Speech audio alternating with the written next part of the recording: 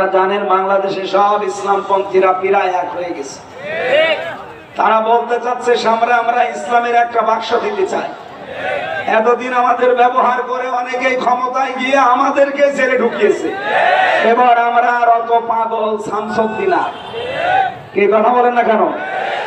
এবার সামনে আমরা নিজেরা সবাই মিলে ইসলামের একটা করে বাক্স দেব। আমরা চাই কোরআনের 500 আইন যেন বাংলার সংসদে কায়েম হয়ে যায়।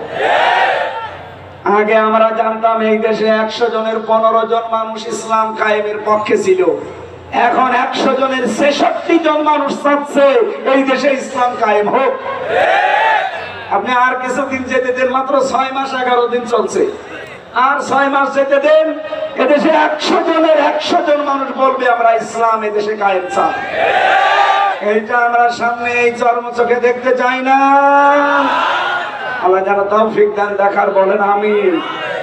দল মত নির্বিশেষে আমরা যেহেতু এসেছি কোরআন শুনতে, ওই কোরআন থেকে সূরা ফাতিরের 5 নম্বর আয়াত পড়েছি। আমার আজকের আলোচনার বিষয় শয়তানের বন্ধু কারা। শয়তানও কিন্তু বন্ধু বানায়। এই পৃথিবীতে 10 প্রকার নবীর উম্মতের ভেতরে অন্য জাতিবাদ, এদিকে তাকান, ইহুদি খ্রিস্টান মুশরিক মাজুসি বৌদ্ধ ছাড়া আছে সব বাদ। শুধু নবীর উম্মত আমরা দাবি করি যারা, তাদের ভেতরে 10 প্রকার মানুষকে শয়তান বন্ধু হিসাবে গ্রহণ করে। কয় প্রকার? আরো জোরে। এখন আপনি মিলাবেন যে আপনি এই 10 প্রকারের কোন প্রকারে আছেন কিনা। যদি থাকেন আজকে তওবা করে বাড়ি যাওয়া লাগবে, নাকি শেষ করে দেব? দরুদ আর সালাম নবীজির উপরে পাঠ করার মাধ্যমে আমরা আরম্ভ করছি সূরা ফাতির। কোন সূরা? 45টা আয়াত আছে, মাত্র একটা আয়াত পড়েছি, 5 নম্বর আয়াত। জবান খুলে আগে শয়তানের ওয়াসওয়াসা থেকে আশ্রয় চেয়ে বলেন আউযু বিল্লাহ।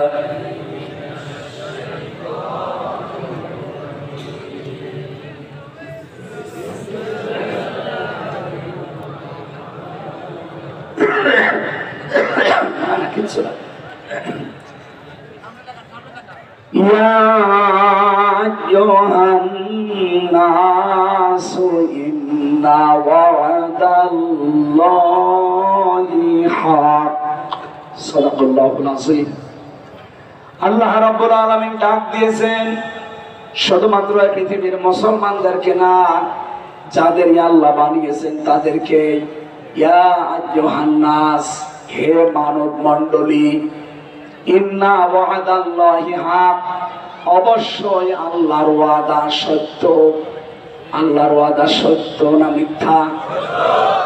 আল্লাহ রাব্বুল আলামিন যদিও আয়াতের উপরে আমরা পড়েছি তাফসীরে ইবনে কাসিরে, তিনি এখানে কিয়ামতের একটা দৃশ্য আমাদের সামনে তুলে ধরেছেন যে কিয়ামতের যে ব্যাপার, এটা কিন্তু হাস্যকর না, এটা খেলাধুলা না, এটা পাগলামির বিষয় না। কিয়ামত সত্য, হক। ফালা তাগুররান্নাকুমুল হায়াতুদ দুনিয়া, সুতরাং দুনিয়ার জীবন যেন তোমাদেরকে ধোঁকায় ফেলে না রাখে। ওয়ালা ইয়াগুররান্নাকুম বিল্লাহিল গরুর, আর ওই মহাপ্রবঞ্চক শয়তান তোমাদেরকে যেন আল্লাহ সম্পর্কে ধোঁকায় ফেলে না রাখে। এটা ছিল বাংলা অর্থ। এবার আসেন তো, আল্লাহ ডাক দিয়েছেন তামাম দুনিয়ার মানুষকে, যেটা বোঝাতে সেটা একটা ওয়াদা। সেটা কি? এই কোরআনে আল্লাহর 500 ওয়াদা আছে। রব্বুল আলামিন বলেন আমার এই ওয়াদাগুলো যদি মানুষ পালন করতে পারে, পূরণ করতে পারে, যে থেকে বেরিয়ে ভাই আমি এখনো স্বাভাবিক না, মানে শরীরও দেবী আছে, কণ্ঠও দেবী আছে।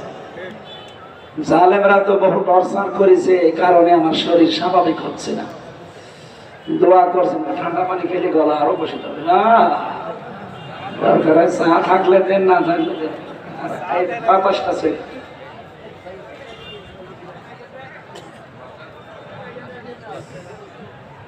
আর ভেতরে তো আবার মশা পড়েছে।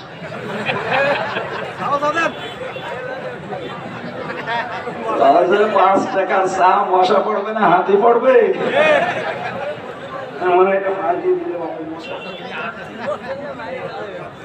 গরম থাকলে সুবহানাল্লাহ আলহামদুলিল্লাহ। বসেন, বসেন বসেন বসেন। আপনার জন্য যদি ডিস্টার্ব হয় না কারো, সুবহানাল্লাহ আলহামদুলিল্লাহ লা ইলাহা ইল্লাল্লাহ, সুবহানাল্লাহ আলহামদুলিল্লাহ লা ইলাহা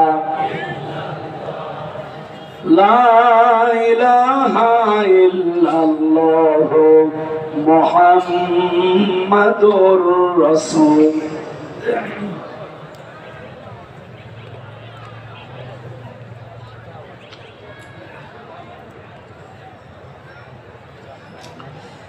আমার ভাইরা, আল্লাহ যেহেতু তাম দুনিয়ার মানুষের কাছে ওয়াদা দিয়েছেন, পুরা কোরআনে কয়টা বললাম? আল্লাহর এই 500 ওয়াদার ভেতরে কোনো সন্দেহ আছে?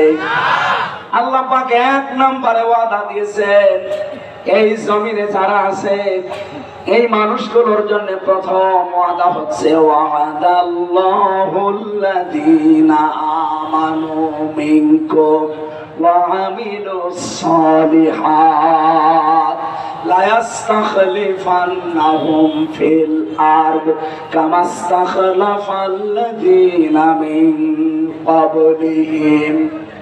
সূরা নূরের ভেতরে আছে, রব্বুল আলামিন জানিয়েছেন, আমি তোমাদের সাথে ওয়াদা করলাম, তোমাদের ভেতরে যারা ঈমান আনবে আর ঈমানের দাবি অনুযায়ী যারা ভালো ভালো কাজের আঞ্জাম দেবে, আমি আল্লাহর প্রথম ওয়াদা লা ইস্তাখলিফান্নাহুম ফিল আরদ, লামে তাকিদ নুনে সাকিলা।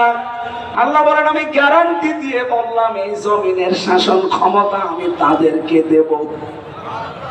যেমন তাদের পূর্বে যারা ছিল তাদেরকে এই 2টা শর্ত মানার কারণে দিয়েছিলাম।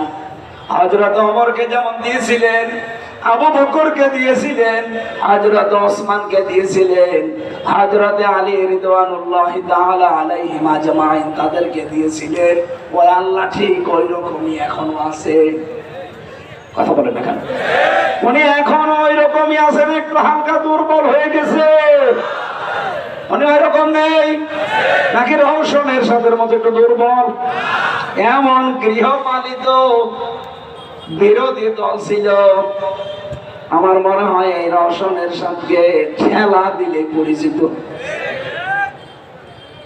আমি যে এখান থেকে আপনাদের বোঝাতে চাই, আমাদের পূর্বপুরুষ যারা, তাদেরকে যদি আল্লাহ 2টা শর্ত মানার কারণে জমিনে শাসন ক্ষমতা দেয়, মাস্ট বি আমাদেরকে এই 2টা ওয়াদা যদি আমরা পূরণ করতে পারি, শর্ত যদি মেনে নিতে পারি, আল্লাহর প্রথম ওয়াদা আল্লাহ পূরণ করবে।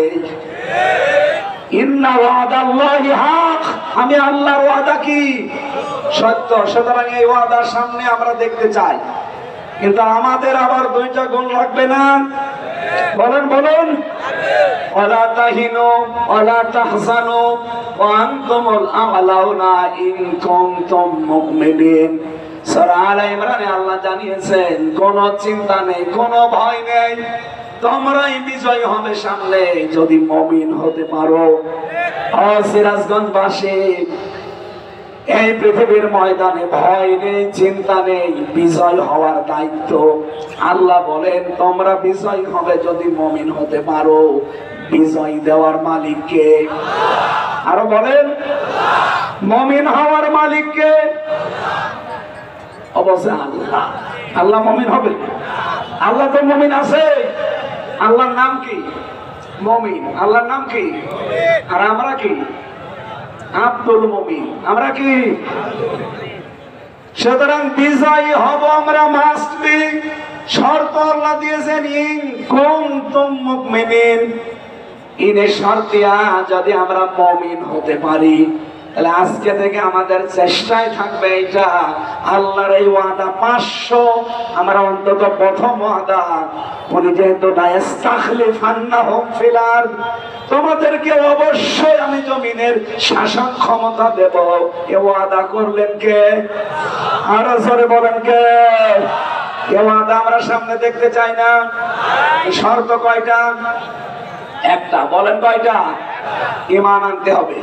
মুমিন যদি আমরা হতে পারি, আমরা হব আব্দুল মুমিন। আসল মুমিন কে? উনি বিজয় দেওয়ার মালিক। এখানে যারা বলছেন বিজয় দেওয়ার মালিকও আল্লাহ, মুমিন হওয়ার মালিকও আল্লাহ, না, আল্লাহর মুমিন হওয়ার দরকার নেই। মুমিন হওয়া দরকার কাদের? আমাদের। সুতরাং আমরা এমন মুমিন হতে চাই যেমন হযরত ওমর হয়েছিলেন। কথা বলে ঠিক কিনা? তাহলে আল্লাহর ওয়াদা আল্লাহ দেখাবেন। রব্বুল আলামিন বলেন ইন্নাকা লা তুখলিফুল মিয়াদ রাব্বানা লা তুযিগ কুলুবানা বা'দা ইয হাদাইতানা ওয়া হাব লানা মিন লাদুনকা রাহমা ইন্নাকা আনতাল ওয়াহ্হাব রব্বানা ওয়া আতিনা মা ওয়া'আদতানা আলা রুসুলিকা ওয়া লা তুখজিনা ইয়াওমাল কিয়ামাহ ইন্নাকা লা তুখলিফুল মিয়াদ। এই আয়াতগুলো আমি শুধু তেলাওয়াত করলাম, এর ব্যাখ্যাটা বলছি না। আল্লাহ এখানে একটা ওয়াদা দিয়েছেন, সেটা কিয়ামতের ওয়াদা। কিসের ওয়াদা? আল্লাহ বলেন অবশ্যই কিয়ামত হবে, তোমাদের সবাইকে ওই দিন আমি আল্লাহর দরবারে আসা লাগবে, হাজির হওয়া লাগবে। সুতরাং ওই দিন আসার আগে যে কয়দিন দুনিয়ায় আসো, দুনিয়ার এই জমিনটা, এই জীবনটা তোমাদেরকে যেন ধোঁকায় ফেলে না রাখে। সিরাজগঞ্জবাসী, শয়তান আমাদের সামনে বিভিন্ন জাঁকজমকপূর্ণ বিভিন্ন জিনিস সামনে তুলে ধরে আমাদের আখিরাত, আমাদের কিয়ামতে যে জবাব দেওয়া লাগবে, এ বিশাল জীবন সম্পর্কে একটা ধোঁকায় ফেলে রাখতে চাই। কথা বলেন না কেন? এই ধোঁকায় আমরা পড়তে চাই। আরো জোরে বলেন চাই।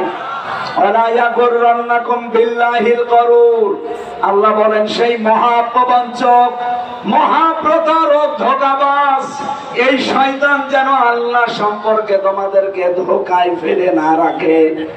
আয়াতের তাফসীর পড়তে গিয়ে আমি দেখেছি শয়তান প্রধানত দুই প্রকার। কয় প্রকার?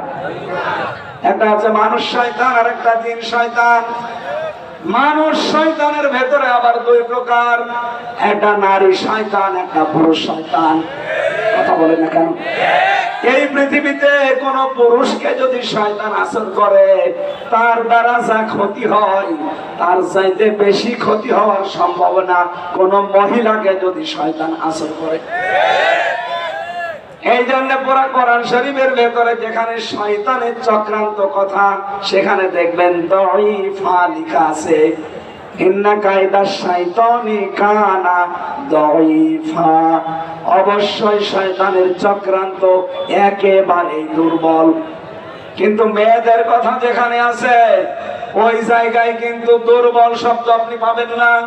সূরা ইউসুফের 28 নম্বর আয়াতে আমি পেয়েছি ইন্না কায়দাকুন্না আযীম। আল্লাহ পাক বলেন মেয়েদের চক্রান্ত বড় ভয়ঙ্কর। ও সিরাজগঞ্জবাসী, এখানে একটা শিক্ষা আছে, এদিকে তাকান। আল্লাহ কিন্তু এখানে হযরত ইউসুফ আলাইহিস সালামের নামে যে সূরাটা ইউসুফ 28 নম্বর আয়াতে, যদি এটা জুলাইখার নামে নাযিল হওয়া, রব্বুল আলামিন জুলাইখার নাম এখানে দিতে পারতেন। ফ্যানটা করিয়ে দেন। জুলাইখার নাম আল্লাহ না দিয়ে কায়দা কন্যা দিলেন কেন? বহুবচন। যদি কা দিতেন তাও তো অর্থ হয়ে যেত। আল্লাহ কন্যা দিলেন কেন? দুইটা তাফসীর আছে এখানে, এদিকে তাকান। প্রথম তাফসীর হচ্ছে আল্লাহ কানা দিয়ে কন্যা দিয়েছেন এই কারণে শুধুমাত্র পৃথিবীতে জুলাইখা একা না, এরকম বহু জুলাইখা যুগে যুগে আসবে। তারা ইউসুফ নবীর অনুসারী, যারা অনুগামী, যারা ইউসুফ নবীর মতো যারা চরিত্র অর্জন করবে, তাদের চরিত্রে কলঙ্ক দেওয়ার জন্য এরকম জুলিখা আরো আসবে। এই পৃথিবীতে ওই জুলিখার পরে আর জুলিখা আসে নাই। কথা বলেন এসেছে কিনা? আমাদের দেশে একজন তার উত্তরসূরি ছিল, উনি হযরত ইউসুফকে ধর্ষণের মামলা দিয়েছিল। এই জুলাইখা, আপনি দেখান আল্লামা সাঈদের নামে সর্বশেষ মামলা ধর্ষণের মামলা। অ্যাডভোকেট তাজুল ইসলাম উনি জিজ্ঞাসা করছিলেন ওই মহিলাকে, এই মেয়ে মাওলানা সাইদি আপনাকে ধর্ষণ করেছে? জি হ্যাঁ।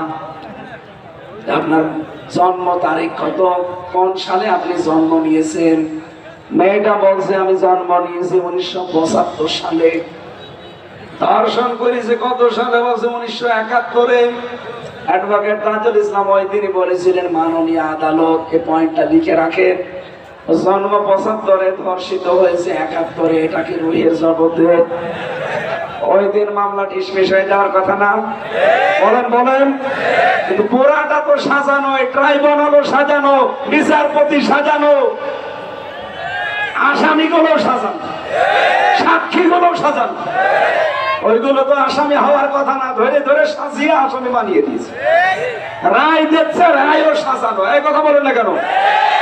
সুতরাং সবই যখন সাজানো, আর এই ট্রাইব্যুনালে এটিএম আজহারুল ইসলামের নামে যে ফাঁসির রায়, যারা সাক্ষী, এই যে আজকে বেরিয়েছে রিপোর্ট, অনেক আগে বেরিয়েছিল, আজকে আমি দেখলাম 3 জন সাক্ষীর উপরে ভিত্তি করে তার ফাঁসির রায় দিয়েছে।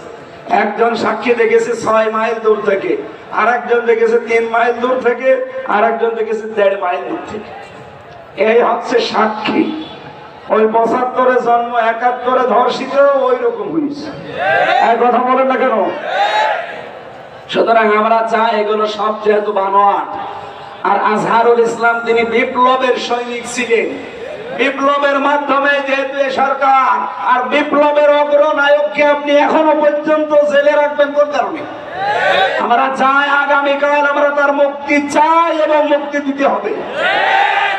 অনেকে মনে মনে করছে, এমনকি কথা অনেকে বলছে এটা ওদের মুখের কথা, এরকম বলে থাকে না। এদেশে একামতে দ্বীনের দায়িত্বে যারা আছে, আল্লাহর কসমে কোরআন আমি মাথায় নিয়ে বলতে পারি, মন থেকে, সব না, কিছু মুনাফিক আছে, মন থেকে যারা একামতে দ্বীনের দায়িত্ব পালন করে, তারা যদি একবার মুখ দিয়ে কিছু বলে না, ওটা কিন্তু তাদের মুখের কথা না, ওটা মনের কথা। আর একবার যেহেতু বের হয়েছে, এটা আমিরে জামাতের মুখ দিয়ে, এটা বাস্তবায়ন কালকে হওয়াই লাগবে, নয়তো কি হবে আমরা জানি না। কথা বলেন না কেন? অনেক তো যা মুখ দিয়ে বলে ওটা ওনার মুখের কথা না, ওটা মনের কথা। সুতরাং সেলিমউদ্দিন ভাই মুখ দিয়ে বলেছে, অনেকে বলছে এরকম বলেই থাকে। কিসের বলে থাকে আপনি কালকে দেখতে পাবেন। খালি আমরা বলি না, মুখ দিয়ে যেটা বলি ওইটা আমার মুখে এবং মনে এক কথা। আমরা চাই এই অগ্রদূত, এই সৈনিকটাকে আর যেন জেলখানায় পৌঁছতে না দেওয়া হয়। হিংসার বশবর্তী হয়ে এই মহিলা ওনার জীবনটা নষ্ট করে দিয়েছে। আমরা চাই শেষ জীবনে কিছুদিন মুক্ত বাতাসে আল্লাহর এই পৃথিবীটা দেখে যান। কয়দিন পর তো এমনি আল্লাহর কাছে চলে যাবে, কথা বলেন না কেন? সুতরাং এই জুলাইখার অনুসারী যারা, তাদের চক্রান্ত কিন্তু ছোটখাটো না, ভয়ঙ্কর। ওরা এখনো পর্যন্ত চক্রান্ত ওই দাদাদের পাশে বসে বসে চালাচ্ছে। যদিও একটা চক্রান্ত এখনো হালে পানি নেয়নি, আর সামনে কোন চক্রান্ত এদেশে বাস্তবায়ন হবেও না ইনশাআল্লাহ। যা বললাম দেখেন, 2টা বললাম, উনি সাক্ষী দিয়েছে, ধর্ষিতা হয়েছে, আর এরা 3টা সাক্ষী। পোড়াটা যে সব বানোয়াট, সাজানো, মিথ্যা। একটু যাদের মাথায় মগজ আছে, চিন্তা করলে আপনি বুঝে ফেলবেন। সুতরাং এই নিরপরাধ মানুষটার পক্ষে কিন্তু দাঁড়ানো ইমানের এখন দাবি আমাদের। যদি রাজনীতি মনে করে চলে যান, আপনার উপরে আল্লাহ খুশি হবে না। কারণ অন্যায় কাজ দেখলে আপনাকে অবশ্যই বাধা দেওয়া লাগবে হাত দিয়ে। এটা যে অন্যায় আর কি বলার অপেক্ষা রাখে? সুতরাং যার যে সামর্থ্য আছে হাতের, ক্ষমতার, পাওয়ারের, ওই জায়গায় কালকে দেখাতে হবে। এটা যদি না হয় মুখ দিয়ে প্রতিবাদ, যদি আমরা ওই পর্যায়ে যাই, যদি এরপরও না হয়, অন্তরে আমরা ঘৃণা করব এবং পরিকল্পনা করব কি করে সত্যের পক্ষে দাঁড়ানো যায়। সুতরাং কিয়ামত সত্য না মিথ্যা? আরো জোরে বলেন। শয়তান মেয়েদের ভেতরে যেগুলো আছে, এগুলো যে কত ভয়ঙ্কর। নবীজি বলেন, কোন শয়তান যদি পরিবারে কোন মহিলার উপরে ভর করে, ওই পরিবারটা পুরো ধ্বংস হয়ে যায়। এই বাংলাদেশে যেই পরিবারে মহিলা শয়তানের আসরে পড়েছে, ওই পরিবার আর পরিবার নেই, পুরোটা একটা মিনি জাহান্নাম হয়ে গেছে। দেখতে উপরে মনে হয় ভালো, না ভালো নেই। আজ হাজারো পুত্রবধূ বসে আছে বিভিন্ন মহিলা প্যান্ডেলে। সম্মানিত মা বোনেরা, আপনাদের কি হয়তো শয়তান আক্রান্ত করেছে? নাই তো নিজের মা বাবাকে যেই নজরে দেখেন, শ্বশুর শাশুড়িকে আপনি ওই নজরে দেখতে পারেন না। কোন কারণে? এটা শয়তানের একটা চক্রান্ত। এই কথা বলেন না কেন? অনেকে মনে করে আমি নামাজ পড়ি, রোজা রাখি, কালো বোরকা পরি, আমি জান্নাত পাবো না। কে পাবে? কে বলেছে আপনি? আপনার শ্বশুর শাশুড়িকে নিজের মা বাবার মতো মনে করা লাগবে। আমি একজন স্বামী, এটা একটা স্বামী। যত স্বামী আছে এখানে এবং সারা পৃথিবীতে যত স্বামী আছে, সব স্বামীর পক্ষ নিয়ে আমি আজকে বলছি, কোন স্ত্রী যদি তার স্বামীর মন পেতে চায়, আল্লাহর কসম তার স্বামীর মা বাবাকে নিজের মা বাবার মতো মনে করা লাগবে। নয়তো জীবনেও স্বামীর মন আপনি পাবেন না। হ্যাঁ, উপরে উপরে আপনাকে ভালোবাসতে পারে, কিন্তু ভেতরে ভেতরে সে মানসিক রোগী হয়ে যাবে। এরকম মানসিক রোগী সিরাজগঞ্জে নেই? কার কার বউ এরকম মন ছোট? হাত তোলেন তো। তবে হাত তোলা ঠিক না, এটা রেকর্ড হচ্ছে। সম্মানিত মা বোনেরা, বহু স্বামী কিন্তু হাত তুলে ফেলেছে। আশা করছি আপনি আচরণ সামনে আর করবেন না। আপনার শ্বশুর শাশুড়ি হবে আপনার কাছে আপনার মা বাবার মতো। আমি কয়েকদিন আগে নীলফামারে গিয়েছিলাম, যে দেখে একটা বৃদ্ধাশ্রম। এই কোলে 25 জন মা, এই কোলে 25 জন বাবা বসে আছে। চোখ দিয়ে টলমল করে পানি পড়ছে। আমি দুইজনের সাথে কথা বললাম। একজন বলছে আমার ছেলে ডিসি, আর একজন বলছে আমার ছেলে আমেরিকায় থাকে। আপনারা বলছে 3 বছর আমরা পড়ে আছি, ছেলে মাঝে মাঝে টাকা পাঠায়, আমার বউ মাসে তো ঘ্যানর ঘ্যানর করে, আর বলিস ওই মুড়ি যদি বাড়ি থাকে তোমার ভাত আমি খাবো না। বাধ্য হয়ে ছেলে আমার ডিসি আমারে রেখে গেছে এখানে। আপনি চিন্তা করতে পারেন, এই সিরাজগঞ্জ পুরা জেলা চালায় একটা ডিসি। সেই ডিসির মা এখন পড়ে আছে বৃদ্ধাশ্রমে 2 দিন 3 দিন না 3 বছর। এই পুত্রবধূর ছোট মনের কারণে। বাড়িতে থাকলে কি হইতো? সে শেষ বয়সে একটু নাতি নাত করে একটু আনন্দে থাকতে চায়। এই কথা বলেন না কেন? বৃদ্ধাশ্রমে যারা আছে তারাই কিন্তু এইটা চায়, খুব বেশি তাদের চাহিদা নেই। কিন্তু এই পুত্রবধূদের ছোট মনের কারণে আজ হাজারো সন্তান মা বাবাকে হয় আলাদা করে দেয়, নাই বৃদ্ধাশ্রমে রেখে আসে, নাই বড় ছেলের আন্ডারে দিয়ে দেয়। নেন, অথচ এই মার পেটে 8টা 10টা 15 20টা সন্তান জায়গা হয়েছে, আর এই 20টা সন্তানের বাড়িতেও মায়ের জায়গা হয় না। 7 দিন শুধু পালাপালি করে খাওয়ায়। আপনি মানুষ, আরো তো মাকে নিয়ে কাড়াকাড়ি করা দরকার। নবীজি জানিয়েছে যে মায়ের পেছনে খরচ করে, ওটা খরচ না, ওটা সাদগা। কোন বউ যদি চায় যে আমার স্বামী আরো বেশি দিন বেঁচে থাক, আমার স্বামীর সম্মান মর্যাদা টাকা পয়সা আরো বেশি দিন বেড়ে যাক, সেই বউ যেন স্বামীকে বলে, স্বামী তুমি যাই করো, রক্তের সম্পর্কগুলো ঠিক রাখো। একটা মানুষের সাথে সবচাইতে বেশি রক্তের সম্পর্ক তার মা বাবা, আর সেই মা বাবাকে আপনি দেখতে পারেন না। সম্মানিত পুত্রবধূ যারা আছেন, সম্মানিত মা এবং বোনেরা, হয়তো মন খারাপ হচ্ছে যে হুজুর যেন জীবনের এলাকায় না আসে। আমার আর আসার দরকার নেই, কিন্তু আপনি নিজেকে সংশোধন করেন। সত্যি কথা বলছি, আপনি স্বামীর মন জীবনেও পাবেন না। হ্যাঁ, উপরে উপরে সংসার করার জন্য ছেলে মেয়ে হয়ে গেছে, এখন মন থেকে কি করা যাবে একটু মেনে নেয়। কিন্তু মা বাবাকে যে কষ্ট আপনি দিচ্ছেন, অনেক মা বাবা এরকম আছে, এটা মা বাবা না, এটা ডাইনি। নিজের মেয়ে দোষ করলে মাফ করে দেয়, কাজ না জানলে কাজ শিখিয়ে দেয়। আর অন্যের একটা মেয়ে এসেছে, কিছু হলে আগে ছেলের কানে কানে তুলে দেয়।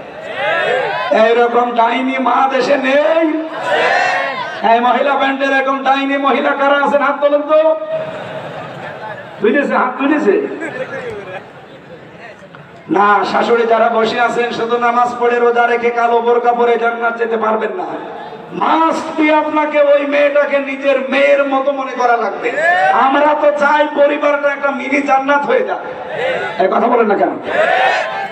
কিন্তু শয়তান যেহেতু মেয়েদেরকে আসর করে, আর শয়তান কোন মহিলাকে যদি একবার ধরে, ও কি জিন শয়তান থাকে না ভয়ঙ্কর শয়তান হয়ে যায়?